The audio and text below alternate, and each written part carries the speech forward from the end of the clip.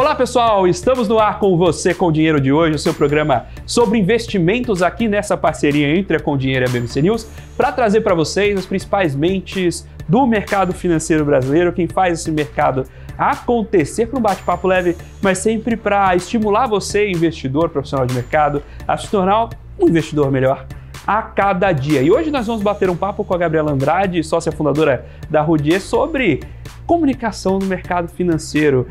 Um tema interessantíssimo e que muitas vezes é pouco explorado. Gabriela, prazer receber você aqui no Você com Dinheiro de hoje. O prazer é todo meu, obrigada pelo convite. Uma honra, né, sentar onde tantos grandes nomes sentaram, mas vai ser uma conversa bacana, tenho certeza. Sem dúvida, a gente tem o prazer de, assim como você, trazer grandes cabeças aqui do mercado e justamente para promover essas discussões que seriam difíceis. Geralmente são discussões pouco endereçadas, né? E um dos temas que que eu queria trazer aqui para a discussão, e é um dos temas que eu acho que você pode ajudar a destrinchar, é justamente o fator de relações públicas para mercado de uma maneira mais abrangente. Eu vou explicar. Quando eu era mais jovem, quando estava na graduação, eu fiz administração, sou administrador de formação, e a administração tem uma série de áreas, né? Tinha duas que eu falava que eu nunca trabalharia na minha vida. Uma delas era TI e uma outra era finanças. Eu fui trabalhar numa empresa de TI para finanças. Por quê? Porque finanças tinha uma alcunha quase de Robin Hood às avessas. Tirar dinheiro do pobre para dar para o rico. Isso tem uma marca muito negativa na sociedade e que quando você está dentro você vê que é muito longe disso. Mas falta essa comunicação de o que é o lugar do mercado financeiro propriamente. E eu sinto que isso passa muito pela comunicação, em como essas entidades do mercado financeiro, desde gestores até os órgãos reguladores, se comunicam com o público, que às vezes é uma linguagem mais distante. Agora, eu queria ouvir de você o que é comunicação no mercado financeiro e por que essa imagem se constrói. Bom, ótima pergunta, né? Eu acho que é até importante a gente falar sobre uma falta de comunicação de cultura no mercado financeiro, porque é muito difícil essas duas áreas conversarem. Acaba que se separa muito, né? Então eu venho para justamente contribuir com esse olhar de fora. Você citou relações públicas, eu sou relações públicas de formação, né? Eu tenho agora MBA em marketing, estou sempre atenta às tendências de fora do mercado. Então acho que é sempre muito importante a gente levantar essa pauta, porque para conseguir conversar um pouquinho melhor. O mercado financeiro a gente sabe que é muito fechado, né? Ele é tradicional em muitos aspectos. E apesar de lidarem com risco e investimentos todos os dias, quando se trata de comunicação, eles são um pouquinho receosos. Então, tudo que eu faço é pensado em comunicação estratégica. Até a roupa que eu escolhi hoje por ser azul e ser o tom da minha empresa. Porque a gente tem que comunicar de uma forma diferente. A gente tem que entender, em um mar de opções e possibilidades, como que a gente se diferencia. E tem muita opção no mercado, né? E tudo vai passar por comunicação. Acho que depois a gente pode entrar mais no detalhe, mas acho que é muito essa questão de diferenciação e conexão o que a gente pode abordar hoje. Não, eu acho que você comentou de entrar mais no detalhe, eu acho que esse é um ponto fundamental, mesmo na construção de como você se vê como marca. Você comentou do uso de cores, né? Sempre buscando exceções, por exemplo, quem tem uma cor muito tradicional, Banco do Brasil, que usa o amarelo porque é histórico, você tem um lugar comum de cores no preto, no azul, no eventualmente prateado, justamente por todo mundo buscar esse lugar da seriedade. E, historicamente, os gestores pouco se comunicavam com o investidor. Há não muito tempo, né, a forma que você tinha de buscar um gestor independente, você comprar um FOF de um grande banco. Dificilmente você ia buscar a história do determinado gestor que estaria dentro da carteira daquele FOF. Mas isso mudou, né? Desde 10, 15 anos para cá, com o advento das plataformas, gestores independentes indo buscar o público na ponta, eles precisam se expor, se comunicar, mas não foram treinados para isso, né? Então, como é que uma gestora de investimentos, cujo foco é geralmente fazer contas, selecionar ativos, pode vir a público e e falar com esse público de maneira que seja natural?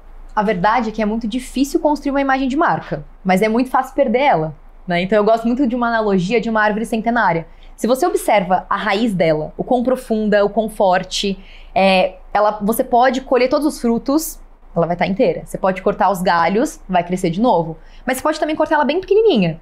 E ela vai demorar para crescer. Mas quem passar por ali vai lembrar do potencial, vai saber o que era aquilo, não vai deixar de admirar. Então, por mais que demore, as pessoas vão estar ali cuidando, vão estar participando, vão continuar admirando até que esse crescimento volte a acontecer. Porque a gente passa por momentos de crise no mercado, momentos de crise de imagem, isso é comum. Mas se você tem uma comunicação, uma reputação e uma imagem pautado em bases sólidas, é muito mais fácil de se reerguer. Então, a gente também tem que saber como construir isso. E não é separando. Eu escuto muito relatos assim de profissionais de marketing do mercado que eles travam batalhas diárias para às vezes conseguir aprovar um conteúdo, porque o gestor nem sempre vê aquilo como necessidade. E em tempos de crise, por exemplo, o marketing é considerado uma área dispensável da empresa. Então a gente tem que aprender também a desmistificar um pouquinho o nome que é dado para as coisas, porque a verdade é que não é só uma área dispensável. A comunicação, ela passa por todos os processos de uma organização.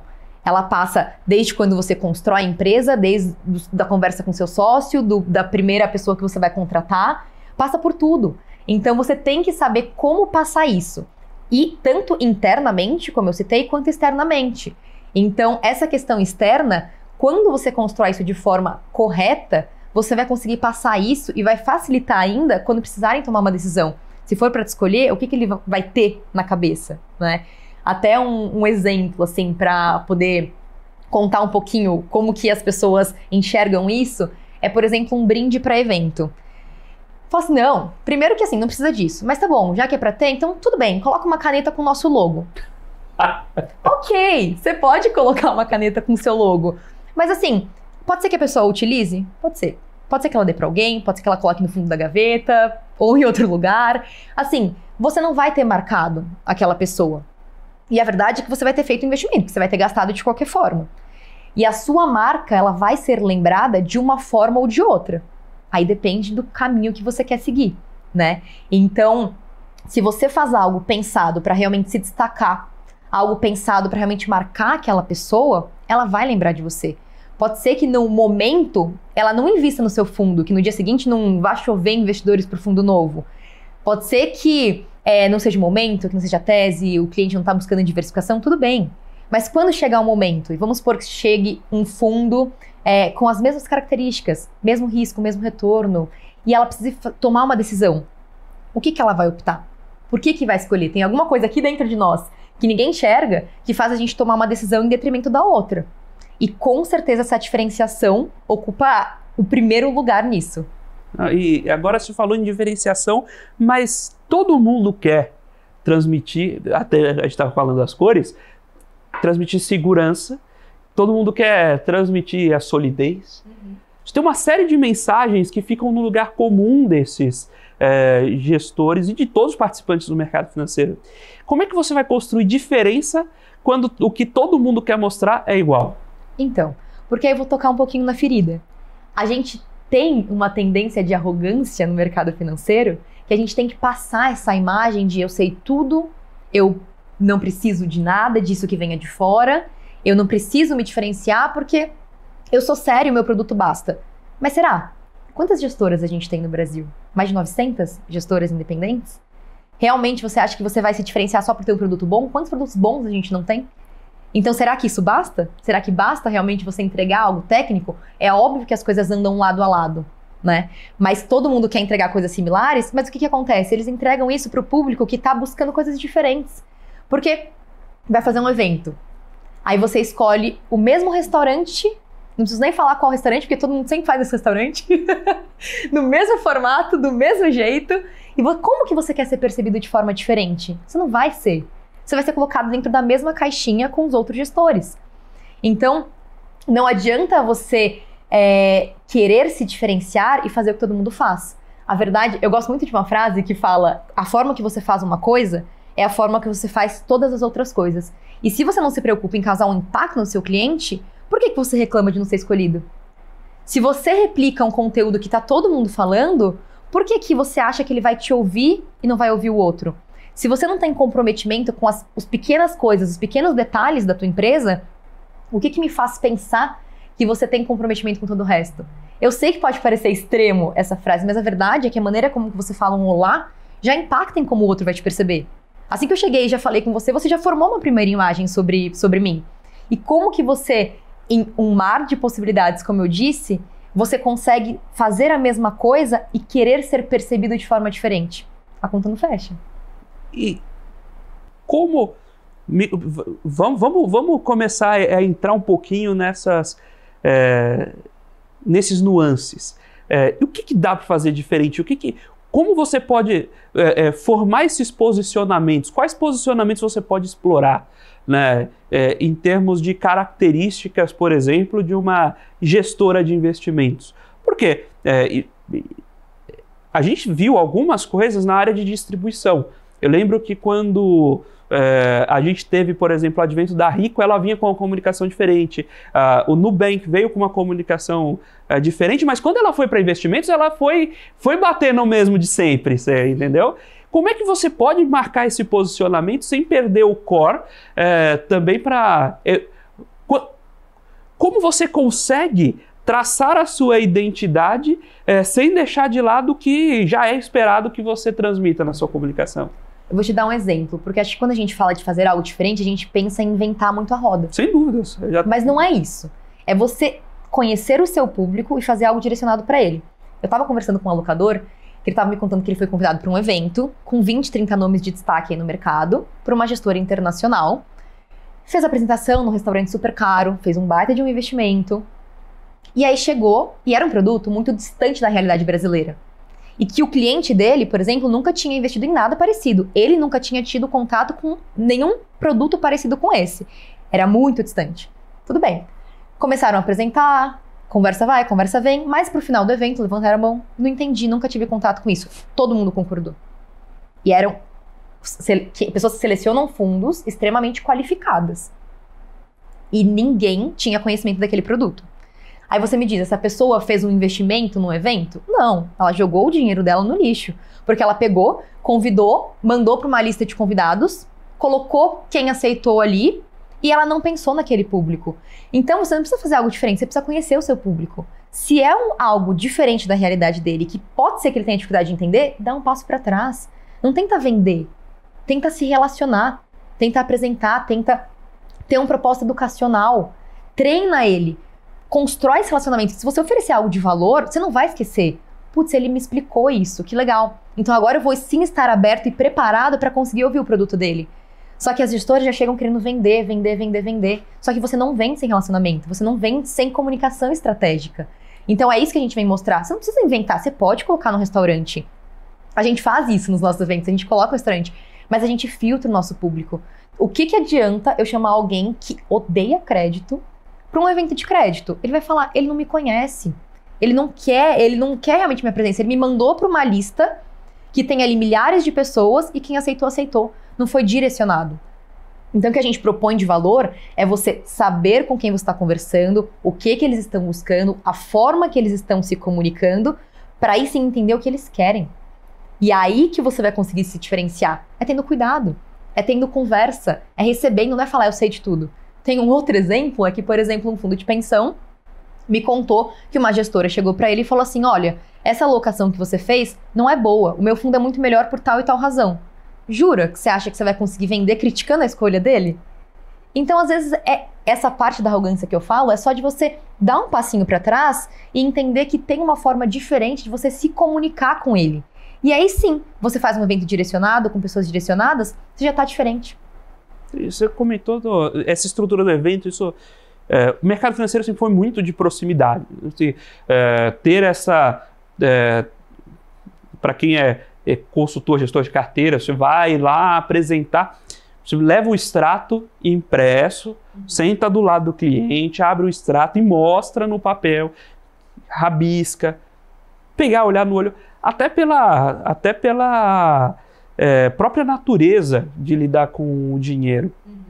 A gente teve a pandemia, forçou algumas inovações, mas o que eu tenho sentido, mas obviamente queria ouvir sua percepção, é que no pós-pandemia voltou-se muito com essa questão da proximidade. E com isso a história dos eventos. Mas acho que você toca num ponto de padronização do formato, em que, poxa, quero conversar com as pessoas, vai lá e marca um jantar. Todo mundo faz igual. E aí o que dá para quebrar um pouco desse formato, né? Você comentou de levar conteúdo, de gerar valor e, obviamente, da seleção daquele público que está ali. Mas o que dá para pensar de diferente, de dinâmica, de troca, de formato, para que não seja mais um jantar que, eventualmente, o gestor do fundo de pensão, que já tem parte do orçamento de vida dele, já é pré-programado para ele falar, eu vou... metade dos dias do meu mês eu não janto em casa, eu janto nos eventos que a gestora me chama. O que você pode fazer de você que... Depois a gente vai contar um pouco da própria ideia da Rudia também, mas eu sei que vocês têm essa visão para eventos. O que dá para fazer de diferente para quebrar essa caixinha do tradicional? Você pode fazer muitas coisas de forma diferente. Eu não coloco o jantar e o almoço como um problema, pelo contrário. Como eu disse, a gente faz isso e é importante.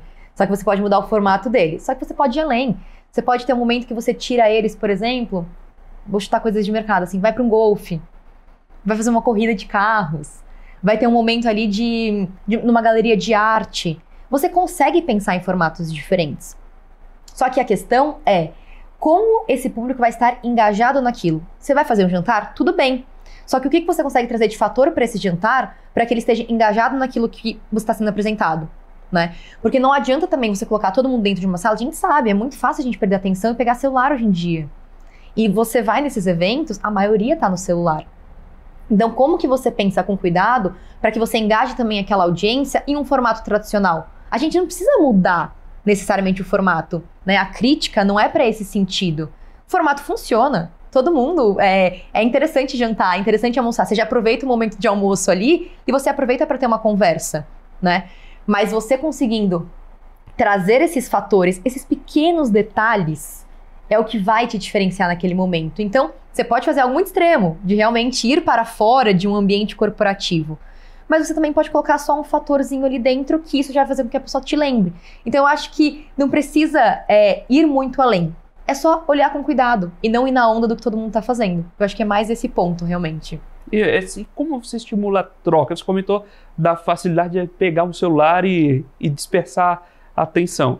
Então, ter um conteúdo interessante para evitar que você busque outra coisa, ajuda. Mas muitas vezes o que a gente quer é justamente interações entre o público e eventualmente catalisadas por você, mas em que discuta-se aquele assunto. O que dá para trazer nesse tipo de direcionamento, que os processos sejam mais interativos, até para permitir que você escute também o que vem desse público? Ouvir.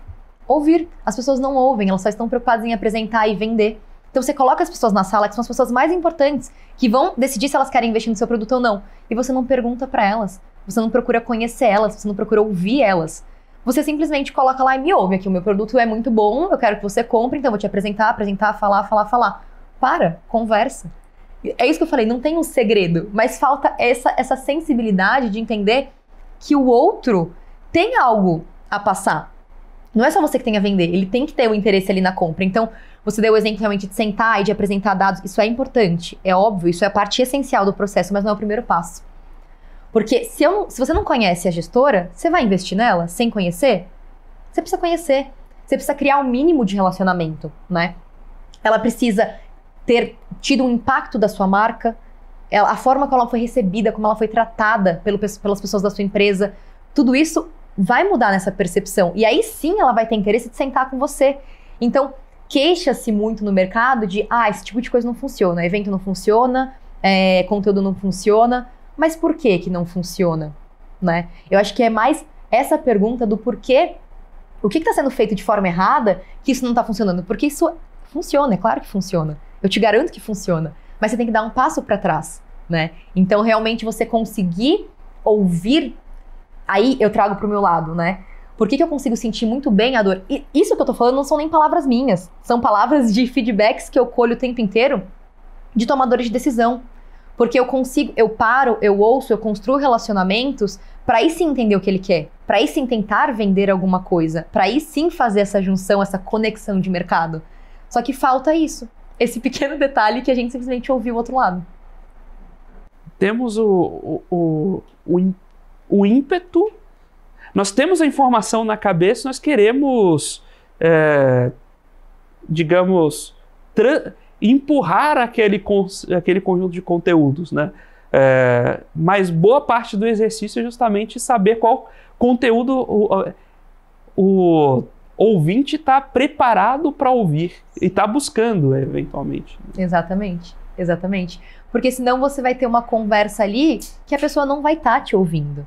Se eu for falar com você agora de um assunto que você não tem interesse, você provavelmente vai estar me olhando e não vai estar processando nada. Porque você não tem interesse naquilo. Então, para que eu vou apresentar algo pode ser que ele mude de ideia, é claro, pode ser que ele ache o produto super interessante e decida investir.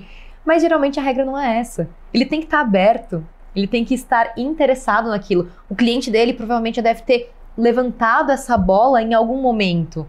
Né? É claro que ele quer informação, é claro que ele quer esse treinamento de ouvir produtos novos, mas ele vai de fato investir no seu produto quando fizer sentido para ele. Só que quando fizer sentido para ele, você tem que se diferenciar. Tem um evento que a gente fez e que um dos alocadores, ele virou para mim e falou assim: Gabi, por questões da empresa, né, por ser um fundo de pensão, ele não podia investir nesse fundo que foi apresentado, mas ele falou assim: eu fiquei apaixonado por esse produto. Ele é um ótimo produto. Se um dia eu sair daqui, vai ser a primeira coisa que eu vou fazer, eu vou investir. Eu vou investir na física. Então, assim, essa conversão, ela é muito mais eficaz do que alguém que investiu no seu produto ali no momento, de forma rápida, porque, ai, nossa, realmente era muito bom, e depois no minuto seguinte ele vai tirar. Então, se você constrói esse impacto de marca, ele nunca mais vai esquecer dessa gestora. E não importa, porque mesmo que ele não possa investir, ele vai falar pro colega dele: aquele produto é muito bom. O pessoal, olha, foi ótimo na explicação. Eles são diferentes. Esse boca a boca, ele conta muito, é claro, né? No mercado a gente sabe que tem algumas gestoras queridinhas, por exemplo, que todo mundo sempre fala delas. Mas por quê? Só porque o produto é bom? É claro que o produto é bom, mas não é só isso. Não, teve a gente, até pela Com Dinheiro, a gente tem acesso a muitos alocadores institucionais. Então, multifamily offices, wealths e assim por diante. E eu já escutei de alguns casos que, olha, eu só invisto hoje em quem me recebeu quando eu estava começando. Porque se quando eu estava começando ele não me recebeu, quem garante que quando ele passar por uma crise, eu vou ter alguém para conversar sobre, para me receber lá. O cara eventualmente foge do que ele não conhece, eu não vou confiar nesse tipo de... Então, construir de fato essa relação é algo muito valioso, especialmente para quem trabalha com o dinheiro dos outros. Né? Porque uma coisa é você colocar o seu capital em risco, se você perder, você vai... Mas colocar o dinheiro de outra pessoa no fundo de alguém que você não conhece, você tem uma resistência psicológica aí, né? Então, nutrir essas pontes, esse relacionamento, de fato, é fundamental. Sim. E você tocou nesse ponto que é muito importante, porque a gente volta para aquela questão da arrogância: ele é pequeno, não vai conseguir investir agora, então eu não vou nem receber ele, não preciso disso. E eu já ouvi isso. Eu falo assim: não, realmente o AUM deles é muito baixo, não faz nem sentido a gente marcar uma reunião. Só que agora ele tá ali. Agora a empresa tá nesse patamar. A empresa pode crescer, ele pode se movimentar. E o mesmo acontece no inverso. Eu tava conversando, inclusive, com um profissional recentemente, que ele saiu de um fundo de pensão e foi para uma gestora. Então ele totalmente inverteu os papéis. Então, com essa inversão, como que você consegue realmente essa aproximação? Porque quando você inverte o lado, você consegue entender qual que era a dor da parte de alocação. E quando você sai de uma gestora e vai para um multifamily office, por exemplo, você entende como que era a abordagem. Então, assim, gente, o mercado é cíclico. Alguém tá aqui agora, ela vai estar lá amanhã, só que é muito fechado, como a gente já citou. Então, os profissionais, eles vão circular. Então, agora você está desmerecendo alguém, que é alguém que depois vai estar no maior fundo de pensão e você vai estar correndo atrás para que ele invista em você. Então, conexão é o mais importante. Você não vai se diferenciar sem conexão. E você não vai vender sem conexão. Não adianta. Ainda mais brasileiro, a gente tem uma cultura de relacionamento muito forte. A gente não é tão prático. A gente não é assim: não, faz sentido, vou investir, pronto, acabou. Não, eu quero entender, eu quero saber se eu confio. Por que muitas pessoas, por exemplo, que eram de bancos e foram para assessorias de investimento, levaram toda a carteira? Não era por conta da instituição, é por conta de quem toma conta do dinheiro. Então a confiança é na pessoa. E se você não confia que ela vai realmente te tratar bem, independente do seu momento, qual que é o sentido? Sem sombra de dúvidas. Estamos batendo esse papo com Gabriela Andrade, sócia fundadora da Roudier, sobre comunicação no mercado financeiro, sobre posicionamento de marca nesse mercado, sempre com o intuito de trazer para vocês essas reflexões, essas bases que fundamentam o mercado financeiro brasileiro. Agora nós vamos para um breve intervalo e daqui a pouquinho a gente está de volta com o segundo bloco do Você com o Dinheiro de hoje.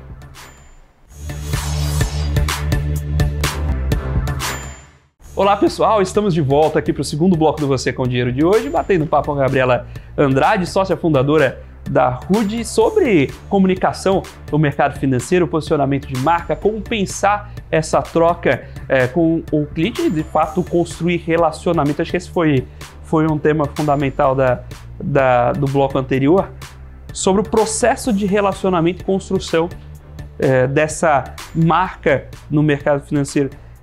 E, de novo, a gente passou por vários pontos de problema e como você acaba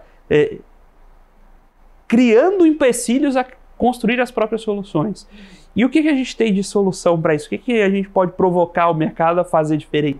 Bom, para isso que a Roudier nasceu. Ela foi pensada justamente para transformar a comunicação no mercado financeiro através de 2 pilares que a gente coloca como principais, que são experiências e insights para investidores profissionais.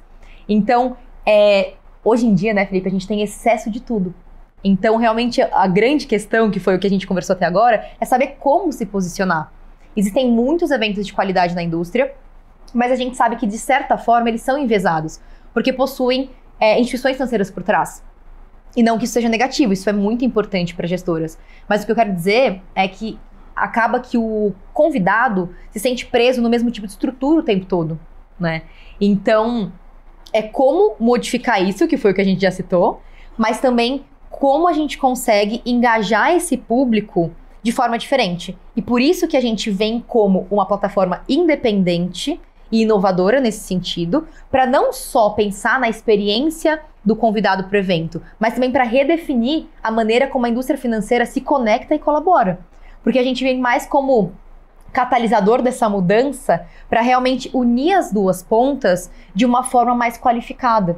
Então foi realmente um buraco de mercado que foi observado e que a gente chega com essa abordagem diferente para realmente mostrar que existem caminhos novos, existem caminhos criativos e que são exatamente eles que vão nos levar a ter melhores resultados, a vender mais, a criar negócios. Então não é só sobre comunicar, é sobre vender, é sobre realmente fechar negócios, mas de uma forma muito mais assertiva. Você comentou com essa história da Roudier. Eu queria que você me contou antes aqui os bastidores do nome da Roudier. Conta pra gente de onde veio essa ideia de nome para a empresa.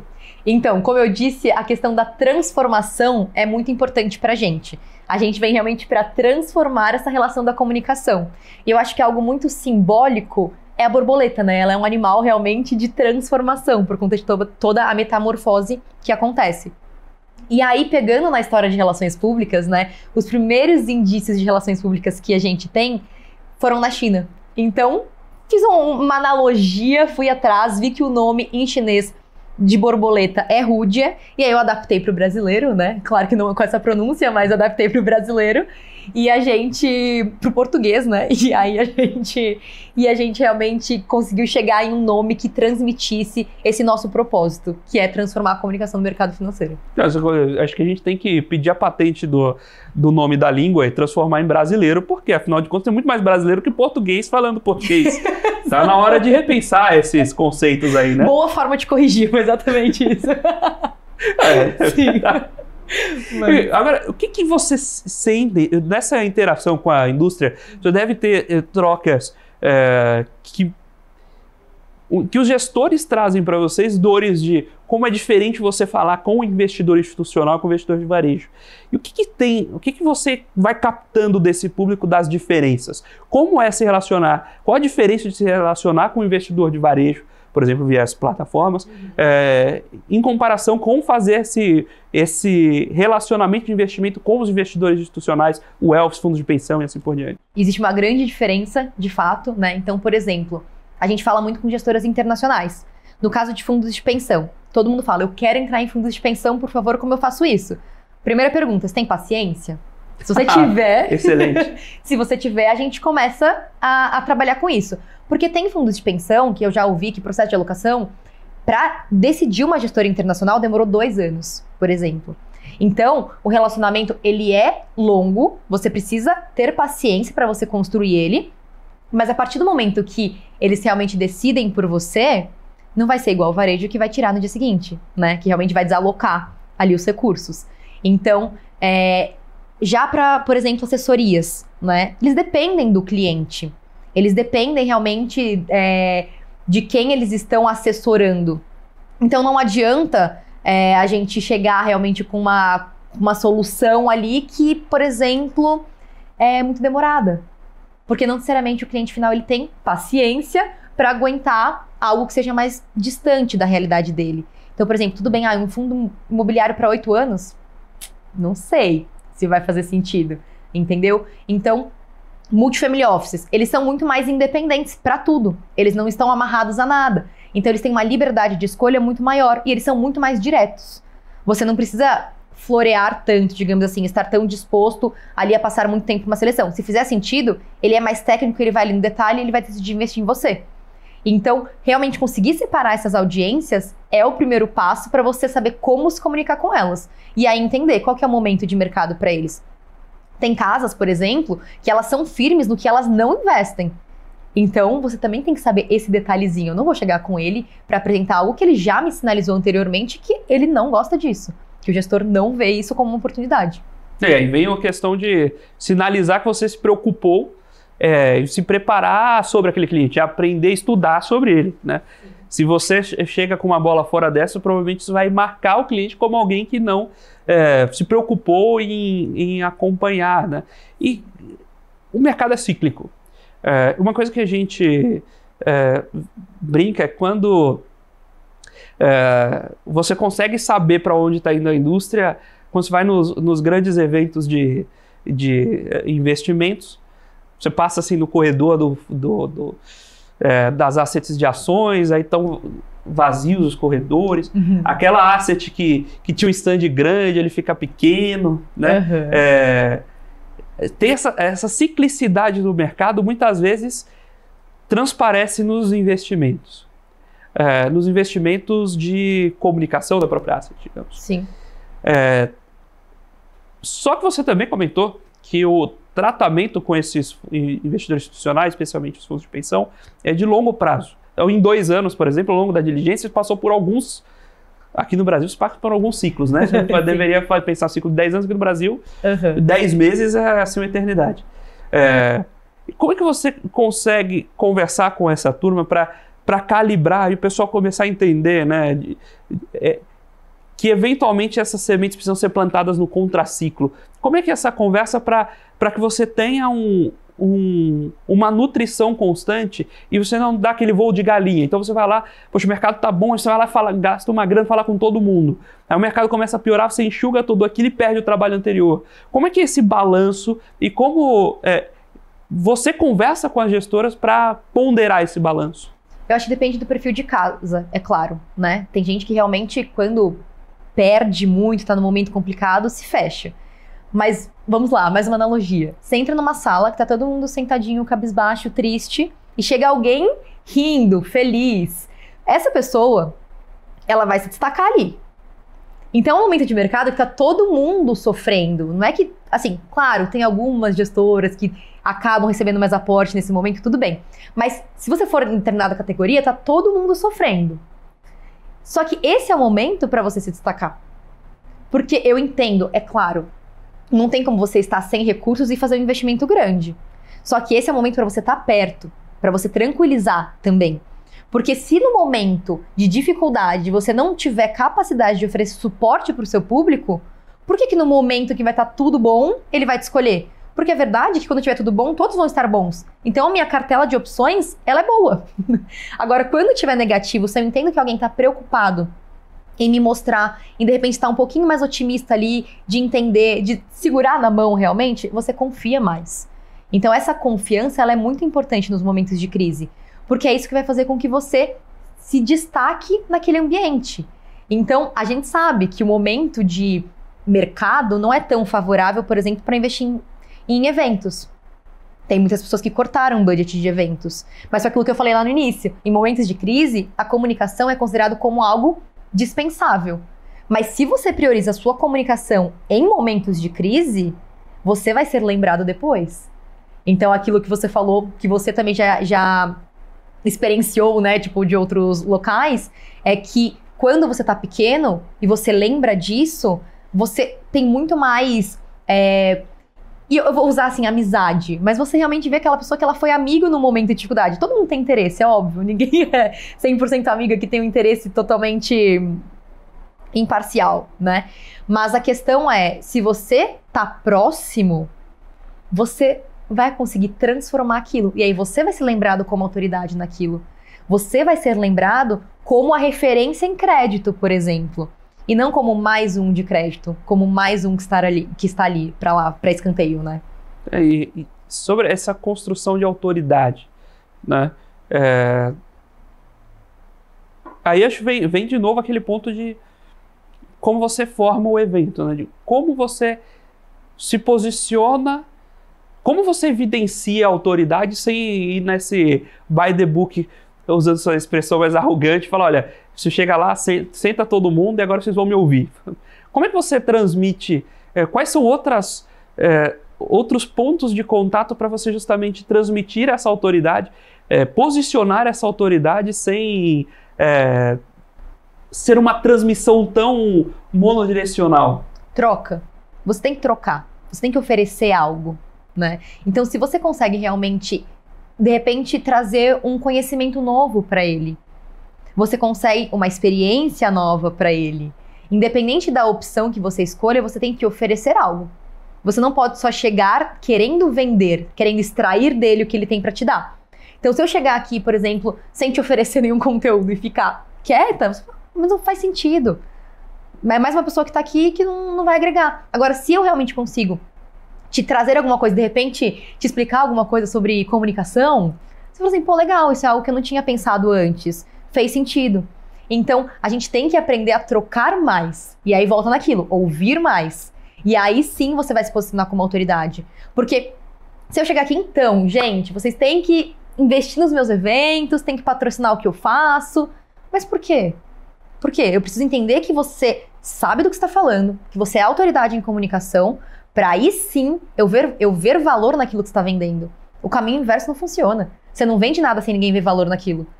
Então você precisa inverter um pouquinho a roda, descer do palco e aí sim conseguir direcionar melhor a conversa. Eu vou aproveitar para extrair um pouco você comentou de um conhecimento sobre comunicação. Vamos apertar um pouco aí para ver se a gente também aproveita aqui essa consultoria. Você comentou, por exemplo, do uso de cores e você selecionou a cor que representava a sua empresa. De novo, eu tinha comentado já que a gente tem um espaço de cores muito... um lugar comum muito específico, o azul, o preto, etc. e tal. Como é que as cores refletem esses sentimentos de mercado financeiro? O que é mais buscado? Isso a gente já comentou um pouco. Mas o que fora da caixinha começou a ser usado e tem se refletido bem nesse mercado? Vamos dar uns exemplos de ousadia aí. Você citou o Nubank, por exemplo. Ele é um ótimo exemplo, porque ele veio com uma cor realmente impactante. Uma cor que, por exemplo, você via mais em ambientes, por exemplo, de acolhimento. Rosa, o roxo, né? Vai muito para a questão da estética, por exemplo. Uma coisa mais feminina. É claro que ele pegou um tom de violeta ali que puxa mais, que não vai tanto nesse caso. Mas a cor dele, o logo dele, o nome dele, ser tudo simplificado, é para conversar com o público mais jovem. Ele já veio com essa abordagem desde o início, de realmente ser algo disruptivo, porque é um banco digital. Então, a partir do momento que você traz isso na sua comunicação, você sabe que as pessoas vão te perceber de forma diferente. Eu comentei da questão do tom azul, porque a gente sabe, eu não posso fugir, igual você falou, eu não posso fugir do core. O mercado financeiro, ele é mais tradicional, ele é mais sério. Então, eu não poderia também chegar com uma cor assim muito e querer passar algum tipo de conhecimento nesse sentido. Eu poderia, construindo uma boa comunicação, como o Nubank fez. Mas, pro meu lado, que eu preciso equilibrar um pouquinho isso, uma empresa nova, uma mulher mais jovem, eu preciso também trazer fatores que vão mostrar que eu sei do que eu tô falando. Eu não posso chegar querendo realmente mudar muito isso sem proporcionar um pouquinho de confiança em quem está me ouvindo. Mas isso não vai fazer com que, por exemplo, eu seja uma pessoa séria. Eu não sou uma pessoa séria, eu sou uma pessoa que estou brincando o tempo inteiro, eu estou rindo o tempo inteiro. Eu tenho já uma energia mais para esse lado. Então eu preciso realmente mudar o meu jeito e ficar aqui, nossa, eu vou falar com você realmente, assim, mais contida, sendo que esse não é o meu perfil. Então eu também mostro que através da forma como eu me posiciono, não tem problema a gente ter mudanças no mercado. Porque pode observar, se a gente vai em alguns ambientes, em ambientes corporativos, tá todo mundo mais quieto, tá todo mundo mais centrado nesse ponto, tá todo mundo mais afastado. E eu não quero isso, eu quero conexão. Então se eu quero conexão, eu tenho que me posicionar com abertura. Eu tenho que estar aberta para que todo mundo aqui esteja à vontade para conversar comigo. E não que eu esteja fechado e eu quero passar uma outra imagem. Então, se eu estou transformando, eu preciso provocar para esse outro lado. Né? Então, pequenos exemplos que às vezes a gente não se dá conta, mas que já muda como você está se comunicando. Você tem sentido já evoluções nessa direção? Então, o pessoal tem puxado mais essa preocupação dentro das gestoras? Sim e não. Depende da gestora. Né? Então, depende muito do perfil da gestora. Mas as gestoras menores são as gestoras que estão preocupadas em se diferenciar, é claro. E as muito maiores, como por exemplo de bancos, têm a preocupação de imagem de marca por conta da marca do banco em si, né? Mas, por exemplo, gestoras mais tradicionais de mercado não se preocupam, porque às vezes elas já estão com o fundo fechado. Então elas não se preocupam com isso. Elas já sabem o que elas construíram. Aí a gente volta para a questão da árvore, elas já têm a reputação delas muito bem enraizadas, então elas não se preocupam tanto com isso.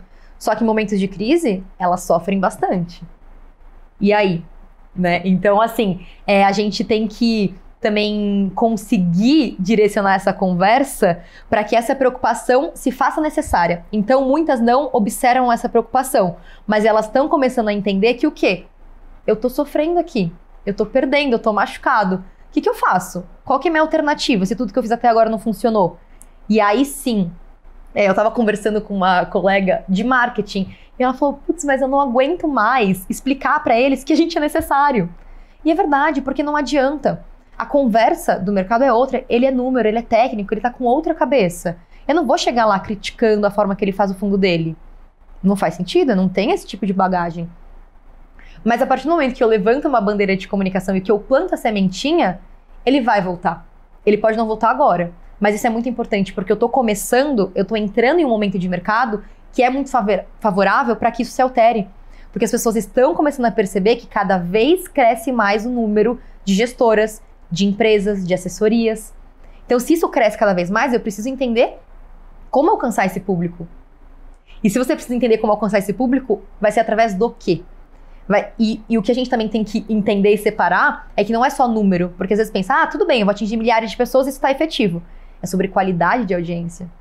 É sobre qualidade de público. É sobre você ter realmente um lead extremamente qualificado do que simplesmente direcionar. E aí volta para aquele exemplo que eu te falei do evento, de colocar todo mundo dentro de uma sala e achar que aquilo está sendo efetivo. Não tá. O seu lead ele não está bem direcionado. Então, eles percebem, a gente só percebe, a gente só muda, né? Aquela frase, a gente só muda, a gente não muda pelo outro. A gente muda porque a gente vê a necessidade de mudança. Só que eles já estão sendo provocados e já estão começando a perceber. Então, o momento para isso é justamente para eu estar aqui e falar, estou aqui para ajudar, estou aqui para aprender com vocês, porque eu tenho muito a aprender com o mercado, mas estou aqui para ajudar para esse sentido de comunicação também. A gente comentou bastante sobre a sensibilização do mercado em conversar com o investidor.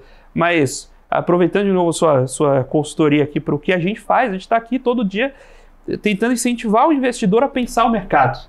Então, como eu posso... vamos inverter essa lógica. O que eu posso fazer para chamar as pessoas, chamar o mercado para olhar um pouco mais para investimentos e olhar de coração mais aberto, não com aquele conceito do Robin Hood às avessas? Sim. Eu acho, assim, é uma pergunta muito importante, vou tentar chegar a uma conclusão junto com você, porque é realmente a pergunta do milhão. Como a gente convence as pessoas disso? A gente fala muito no marketing, por exemplo, de criar a necessidade, né? De realmente de mostrar para a pessoa que ela precisava muito daquele produto. E isso acontece em coisas mais para o B2C, né? Que aparece algo assim rápido. Nossa, eu preciso disso, eu preciso comprar, não sei como que eu vivi até hoje sem isso. Mas investimentos isso não acontece. Investimentos as pessoas são muito mais, nem sempre, né? Mas elas tendem a ser mais cautelosas. Mas, por exemplo, quando apareceu a questão das criptomoedas, pro varejo, isso foi algo muito impulsivo. Agora, pro institucional, até hoje eles são céticos. Então, realmente, como a gente convence de algo que ele não tem confiança e que ele não tem certeza? A gente não vai convencer. Aí que tá. Só que a gente pode mostrar com cuidado, com paciência, com recorrência, que a gente consegue fazer ele pensar diferente.